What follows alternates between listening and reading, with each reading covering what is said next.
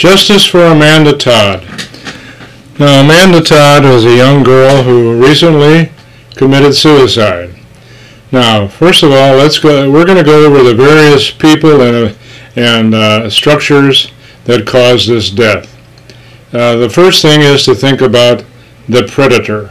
My friend Dr. Michael Nuccitelli, whose website ipredator.co, has many ways for you to identify the kind of predator, the kind of person that got Amanda to believe that he cared about her.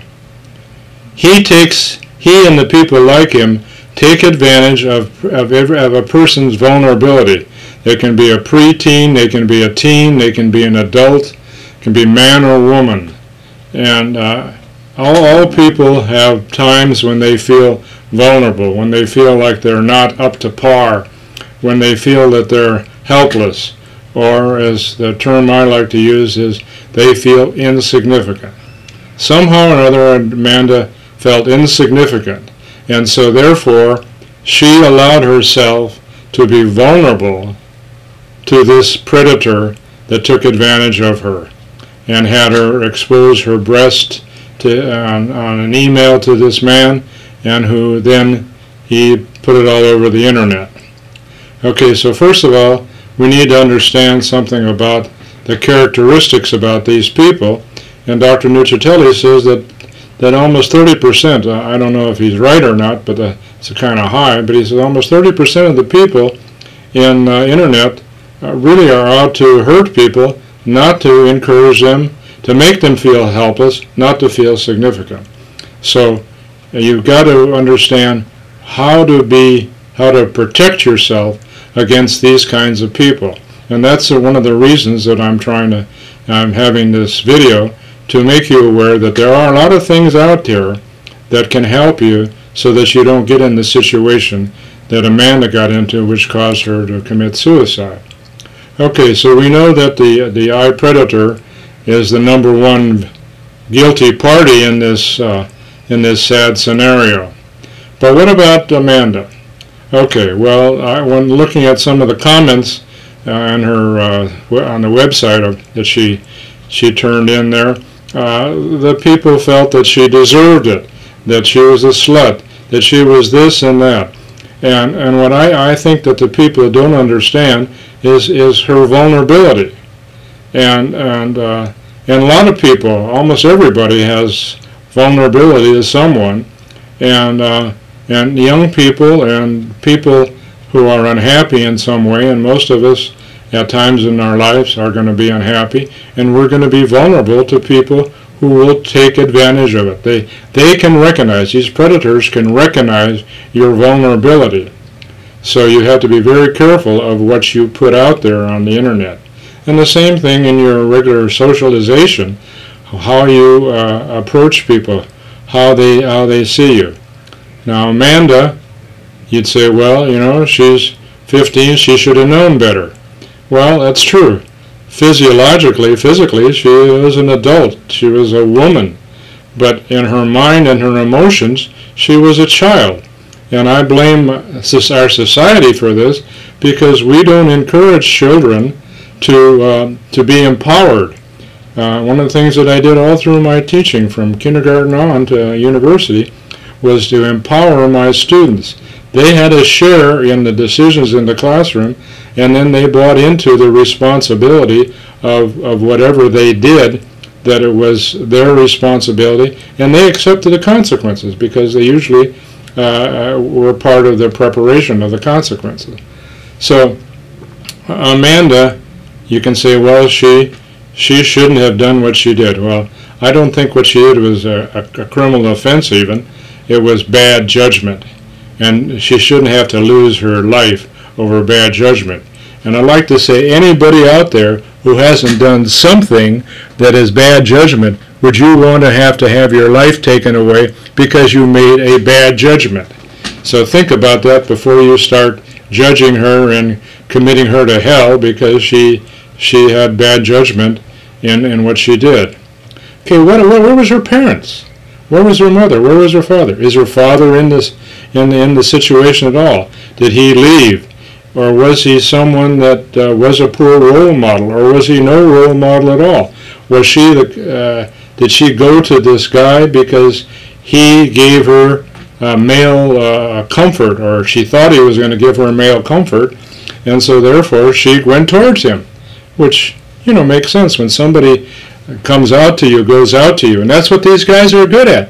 They come out to you. They make you feel good about yourself. They compliment you. They do all kinds of good things for you until they move in for the kill. And that's what happened with her. She trusted this man. Now, one of the problems we hear in society all the time, people don't want to commit. And the reason people don't want to commit is you can't trust people because they hurt you. The more you love somebody, the more vulnerable you are. So people don't do it.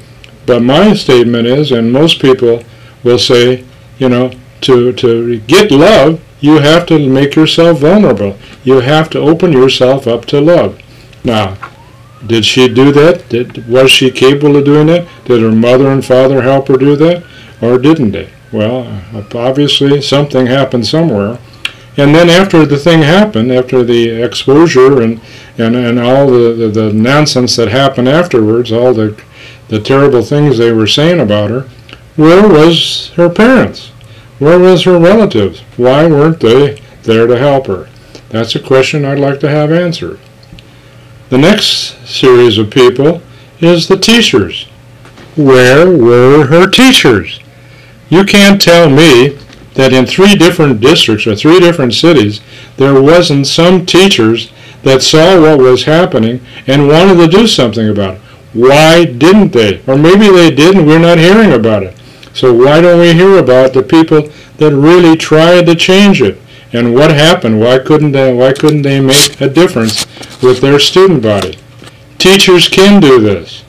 Now our teachers are trapped in this idea of the standardized testing and the curriculum. They're taught more and more now to be content-oriented instead of sensitive to their children, sensitive to their students, to building a relationship with their students. When you build a relationship with your students, they're not going to be doing these kinds of things. When the kids in my classes, if anybody started doing something like that, they knew they weren't going to get it just from me. They were going to get it from their classmates because they say, you know, you can't do that. That's not right. That's not right. What Amanda did, that was bad judgment. But what the people did after that, that isn't bad judgment. That's cruelty. That's cruelty. That's not taking in consideration anything about that other person. Only your joy at watching that person suffer. Now, another thing that I had talked about with my students was, you know, when somebody hurts you, I'd ask them, you know, and they got even, did you feel good about getting even? Oh, yeah, man, that was great. I really felt good. And I said, well, you know, I've had the same experience. People picked on me, you know, and I got to be a good fighter, and I enjoyed knocking the crap out of different people. But I said, I really felt bad about it because even though I may have won the fight, I lost because I felt that the people didn't like me and didn't like me because I was a minority person, and therefore I was not as good as they were, and they helped to make my sense of insignificance. And my fighting was trying to adjust or to compensate for that sense of helplessness. And that's what people do when they attack another human being. You are feeling insignificant, and you are feeling some of your human helplessness, and then by attacking another person, all of a sudden you feel better. And especially when there's a whole group, because then there's kind of this group mind, this group consciousness. Hitler was really good about developing that kind of consciousness in people. And you people that are doing that, you are the same thing as what Hitler did. You are participating in the assassination of some human being, either physically, emotionally, mentally, and you could stop that by just saying, no, I know that is not right. Where is your ethics? Where is your morals? Why don't you stand up to people that you know are wrong? Because you figure they're going to go after you if you stand up to them. But if you stand up to them, what could happen? You could change that whole group's entity. You could change the whole group's mentality. And you should understand that you need to be responsible as a human being to do something about that. Now, another group that bothers me, because I'm just talking about the students now. The students need to be responsible to protect their classmates, and especially on the internet. This cyberbullying is really is really cowardice. Come on. Aren't you being a coward when you write something about somebody else and you know nobody else can get you for it? That's the height of cowardice. At least if you have courage, you stand up to the person and go to their face and say something. That's not right either, but at least that isn't as cowardly as doing it through the anonymity of the internet. And the internet is really a cover for cowardice. And the eye predator is the worst type of person, but just as close as the people that picked on Amanda. You people that picked on her are cowardly, and you should face it. And next, the people that I would like to attack is the religious people. Where the hell were you when she was being attacked? You knew this was happening in your community. Why didn't you do something about it? And if you tried to do something about it, why didn't you try other things? Instead of letting it get so out of hand that she had to move from one city to another city, from one school to another school. Why did you let that happen? Where is your belief in God? Where is this idea that God is a loving God and you should be loving people? Where is it? You failed miserably in doing your job as a religious person. I think if you look in the mirror and you ask yourself, is this what my God asked me to do? And then you say, yes, because she was a bitch and because she showed her breasts, you know. I mean, that sounds so lame. I mean, isn't that lame? You know, you picked on this girl because she showed her breasts to a guy that she thought loved her or cared about her. And this is your judgment. Boy, when you go to, if you're religious and you go up to heaven, if that's where they send you, or you get to go, what are you going to say? You know, well, she was a bitch, you know. And if God lets you in, I wonder what kind of God is that allows a child to be so destroyed by God-fearing or God-loving people. So think about that. That's a group that I really think you need to look at yourself.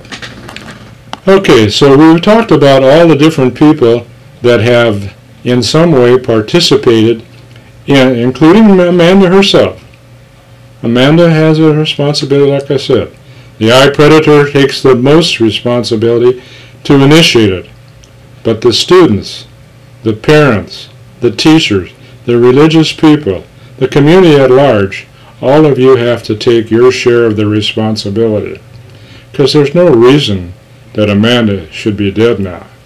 And if you don't face some of the things that we're talking about, if you don't look at yourself as a person who maybe feels insignificant, but to make yourself feel more significant, the way to make yourself feel significant is when you do things in love and appreciation for other people. The thing that has made me feel the most significant, number one, is the love I have for my wife and my family, and because I listen to them, I appreciate them, I've gotten it back every bit as much as I've ever given. The same thing with my students.